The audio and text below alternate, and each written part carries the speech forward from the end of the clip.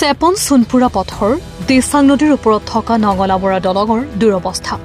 দীৰ্ঘদিন ধৰি বন্ধ চাৰিচকীয়া যান-বাহনৰ যাতায়াত ভুক্তভোগী ৰাইজে সাব্যস্ত কৰে প্ৰতিবাদ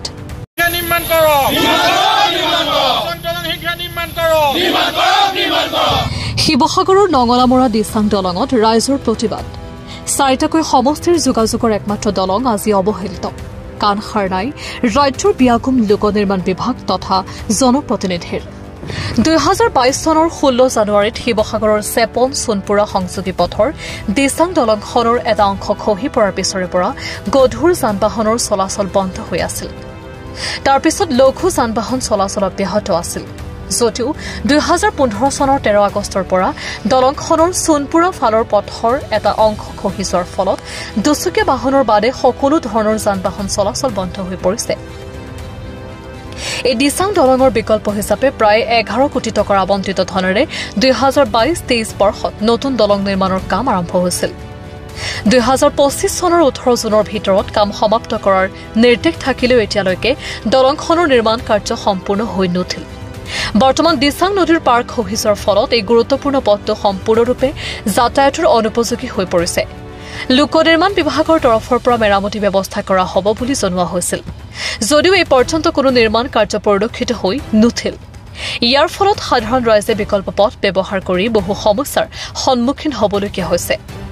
বিশেষকৈ দৈনিক বিদ্যালয়লৈ অহা যোৱা কৰা ছাত্ৰ-ছাত্ৰীসকলৰ লগতে চিকিৎসাজনিত ক্ষেত্ৰত এই চেপন সোনপুৰা পথেৰে অহা যোৱা কৰা ৰোগীসকল বৰ্তমান সাধাৰণ জনতাই এই অসুবিধাৰ মাজত এতিয়া দিন পাৰ কৰিবলগীয়া হৈছে সেই উদ্দেশ্যে বিকল্প ব্যৱস্থাৰ দাবীৰে যোৱা 8 ছেপ্টেম্বৰত প্ৰতিবাদী কাৰ্যসূচী গ্ৰহণ কৰে স্থানীয় ৰাইজ তথা ভুক্তভোগী ৰাইজে স্থানীয় ৰাইজ তথা ভুক্তভোগী ৰাইজৰ দাবী দলংখনৰ নিৰ্মাণ কাৰ্য ত্বৰান্বিত কৰা নিৰ্মাণ শেষ নোহোৱালৈকে এখন বেইলি ব্ৰিজৰ ব্যৱস্থা কৰা অথবা অন্যভাৱে যাতায়াতৰ ব্যৱস্থা কৰা জনসাধাৰণৰ সমস্যাৰ প্ৰতি বিভাগীয় কৰ্তৃপক্ষই গুৰুত্ব দিয়া মংগলবাৰে প্ৰবল বৰষুণত তিতিও সহপুৰুষ মহিলা বিভিন্ন দল সংগঠনৰ লগতে ৰাইজ নাজিৰা ৰাজচক্ৰৰ সোনপুৰা তিনিআলিত সমবেত হৈ শিৱসাগৰৰ চেপন সোনপুৰা পথ অৱৰোধ কৰি তীব্ৰ প্ৰতিবাদ সাব্যস্ত কৰে প্ৰযুক্তিবিদ্যাৰ সময়ত এই অসম চৰকাৰ লোক নিৰ্মাণ বিভাগে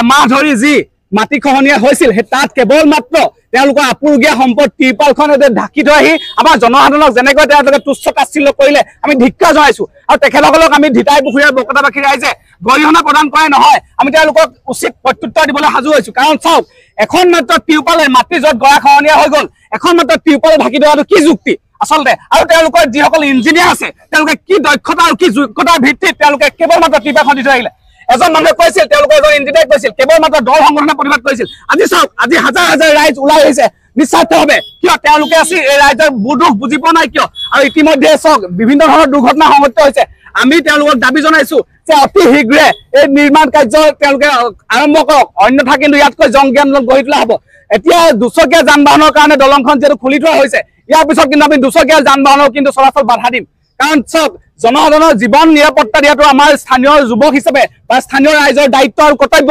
স্কুলীয়া ছাত্ৰ-ছাত্ৰীসকলে যাতে সুচাৰুৰূপে অহা যোৱা কৰিব পাৰে সুচলৰূপে যাতে খোজকাঢ়ি পাৰ হ'ব পাৰে তেনেকুৱা ব্যৱস্থা কৰি দিওঁ আৰু দুচকীয়া যান-বাহনৰ ক্ষেত্ৰত আমি নিষেধাজ্ঞা আৰোপ কৰিম যদিহে লোক নিৰ্মাণ বিভাগে কোনো ধৰণৰ কাৰ্যব্যৱস্থা গ্ৰহণ নকৰে শিৱসাগৰৰ পৰা ফাৰহান লস্কৰ ৰিপৰ্ট সুহানা লাইভ